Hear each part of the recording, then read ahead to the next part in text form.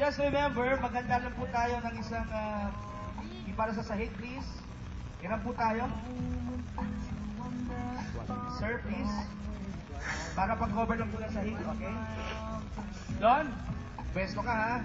Ang gagawin mo, papasok ka sa loob, kunin mo na yung dapat mo nang kunin, matagal mo nang hinihiling, kinakailangan hintayin pa matapos ang kasal bago makuha ang bagay na ito. Huwag kang bastos, garter lang ang tinutukoy ko.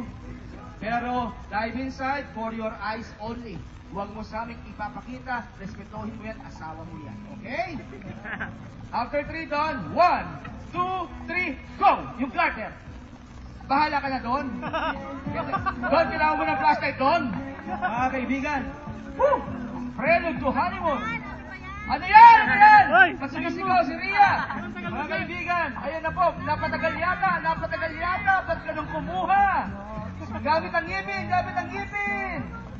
Mga kaibigan, nandiyan na po. Ano yan? Mga kaibigan, teka muna. Pwede tumayo ka sandali? Parang hindi ko masikmura yung ginawa mo. Pumarap ka sa audience. Mr. Photographer, pakikuhan na ito.